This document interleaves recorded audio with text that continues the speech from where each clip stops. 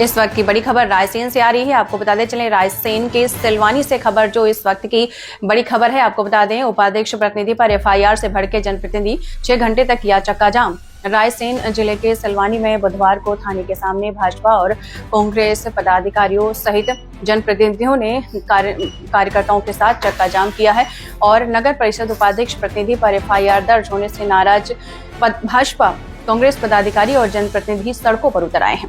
प्रदर्शनकारियों की मांग थी कि नगर परिषद के स्वच्छता प्रभारी पर भी एफआईआर दर्ज की जाए। चक्का जाम दोपहर 12:30 पर शुरू हुआ जो करीब शाम 6 बजे तक चला। इस दौरान दोनों ओर वाहनों की लंबी कतारें भी लग गई हैं। सूचना मिलते ही 3 थानों की पुलिस एसडीएम सिलवानी और एसटी ओपी बेगमगंज मौके पर पहुंचे हैं। अधिकारियों के समझाइश और मांग पूरी होने के बाद लगभग 6 घंटे बाद चक्का जाम समाप्त किया गया है। सिलवानी क्षेत्र के समस्त जनप्रतिनिधि और यहाँ पर लगभग बताया जा रहा है कि 5 से 6 घंटे तक चक्का जाम करने के बाद अब क्या निराकरण निकला जो चक्का जाम समाप्त कर दिया गया? जो हम लोगों की मांग थी, एक तो जो मोनू मताम्बर जी पर जो प्रकरण दर्ज हुआ है उसकी विधिवत जांच होगी। बगैर जांच के कैसे प्रकरण दर्ज हुआ उसकी हमारी बात को माना है और एक जांच कमेटी बनाकर एफआईआर की जांच की जाएगी। और जो आवेदन गुमठी वालों ने दिए थे, जो रात में उनका सामान का नुकसान हुआ और जो आवेदन उन्होंने दिए थे तो दोषपूर्ण कार्रवाई के खिलाफ उसमें भी एफआईआर हो गई है। और उसके बाद ही जो हमारी मांग थी कि हमारे आवेदन पर भी कार्रवाई हो, एफआईआर की जाए, वो मांग माने जाने के बाद किस उद्देश्य से आप लोग बैठे हुए हैं यहाँ?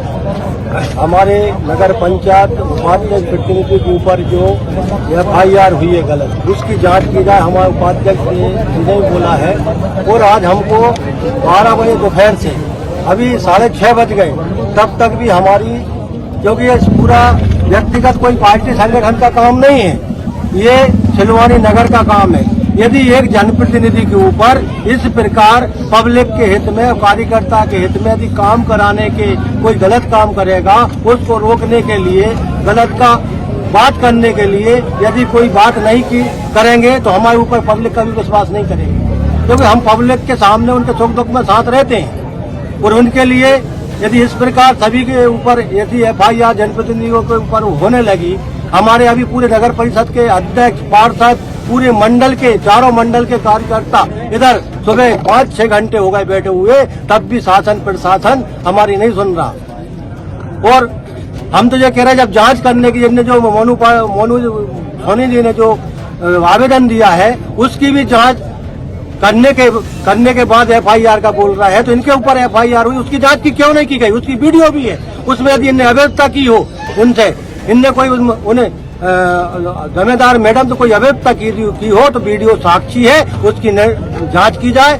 उनने ये बोला है कि मैडम मैं आपसे बात नहीं कर रहा हूँ, शर्मा जी हैं कोई, उनसे बात कर रहा हूँ।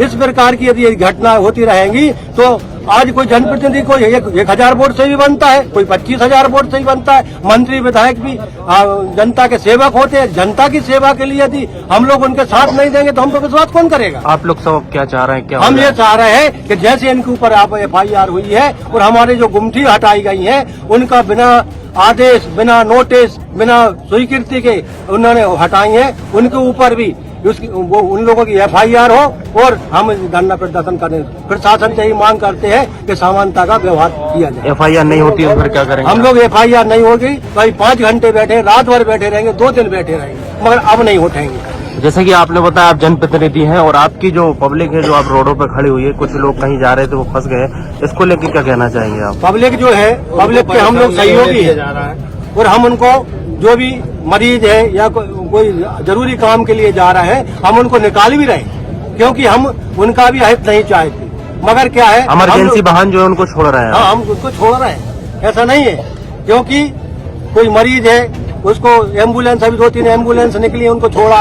अब नापता जी बोरात जो जा रहे हैं, माताएं बहनें जा रही हैं, उनके लिए भी हम लोग निकाल रहे हैं, बाहर के। क्या नाम है आपका और क्या पद है आपका नगर से? हमारा नाम मोनू सोनी है, मोनू मताम्बर लिखते हैं हम। हमारी मांग नगर पालिका उपाध्यक्ष हम प्रतिनिधित्व करते हैं उनका। सिलवानी थाने के सामने आप कितने घंटों से चक्का जाम करके बैठे हैं और क्या कारण के लिए बैठे हैं आप? हम सुबह 11 बजे से सिलवानी थाने के सामने सभी प्रतिनिधि बैठे हैं। हमारे ऊपर एफआईआर हो गई और झूठी एफआईआर हुई और हमारी FIR थाने प्रभारी SDM महोदय स्वीकार नहीं कर रहे, मना कर रहे हैं हमारी FIR। क्या चाह रहे हैं आप लोग? हम लोग FIR चाह रहे हैं माया चंदेल पर, जिसने 11 बजे रात को 13 तारीख की रात 11 बजे अतिक्रमण तोड़ा। न नगर पालिका का कोई आदेश था, न SDM का आदेश था, न तहसीलदार का आदेश था, और अपने उससे गई। हमने रोका तो उसने मेरी झूठी FIR कर। आप लोग इतने घंटों से बैठे हैं, अब आप क्या चाह रहे हैं जो आपकी समस्या का समाधान हो जाए, आप लोग उठ जाए और आवागमन चालू हो जाए? हम लोग ये चाह रहे हैं कि हमारी FIR उसके खिलाफ हो जाए, हम लोग उठ जाएंगे। सर, जो आज सिलवानी थाना के आगे जो आज किस विषय को लेकर तो इनके द्वारा 3 आवेदन दिए गए हैं और एक सफाई दरोगा है नगर परिषद में, उनके विरुद्ध FIR की मांग की जा रही है। उसमें आवेदनों में जो लेख है उसके हिसाब से सुसंगत धाराओं में FIR की मांग की जा रही है। इसके लिए इनको आश्वासन दिया गया है कि विधिवत निष्पक्ष एक उच्च स्तरीय समिति से जांच करवाई जाएगी। यदि इनके द्वारा आवेदन में जो आरोप लगाए गए हैं शासकीय कर्मचारी के विरुद्ध वो सही पाए जाते हैं तो निश्चित रूप से उसमें कार्रवाई होगी। लगभग कितनी देर हुआ? तो 1 बजे के आसपास से कार्यकर्ता यहाँ पे एकत्रित हैं, कुछ लोग एकत्रित हैं और लगभग बताया जाएगा। हाँ, लगभग 1 बजे के आसपास से सभी 1 से 1.5 बजे के बीच से एकत्रित है। सर, अभी इनकी मुख्य क्या मांग करते थे? जैसा कि मैंने आपको बताया, वो लोग इंस्टेंटली कुछ 3 आवेदनों के आधार पर FIR की मांग कर रहे हैं। उसमें ये भी कहा जा रहा है कि 11 बजे रात को उन्होंने अतिक्रमण लगाया। ऐसा उनका आरोप है कि 11 बजे रात को अतिक्रमण हटाया था, परंतु ये 13 तारीख का विषय है और अतिक्रमण हटाने जैसी कोई कार्रवाई नहीं, साफ सफाई की कार्रवाई हो रही थी वहाँ पे, जिसके दौरान ये घटनाक्रम हुआ है। अब प्रशासन क्या है? हम लोग कन्विंस कर रहे हैं उनको कि जांच के बाद एक निष्पक्ष जांच दल गठित किया जाएगा और उसके आधार पर जो भी दोषी अगर पाया जाता है तो उसके विरुद्ध बिल्कुल नियमानुसार कार्रवाई होगी। पुलिस के द्वारा वैकल्पिक जितने भी मार्ग हैं वो सब खोल दिए गए हैं, लोगों को डाइवर्ट किया जा रहा है। इमरजेंसी व्हीकल्स कोई भी नहीं रुके हुए हैं, लगातार इमरजेंसी व्हीकल्स का आवागमन बना हुआ है।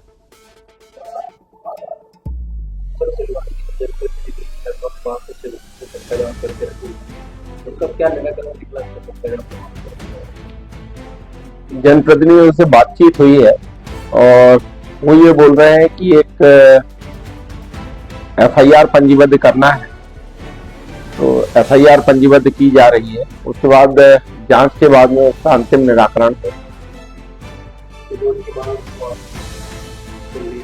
जो वैधानिक मांग की जाएगी वो किसी की भी निराकरण होता ही है। FIR दर्ज होगा। अब फरियादी जब आएगा तब FIR दर्ज। फरियादी अभी कोई नहीं आया है।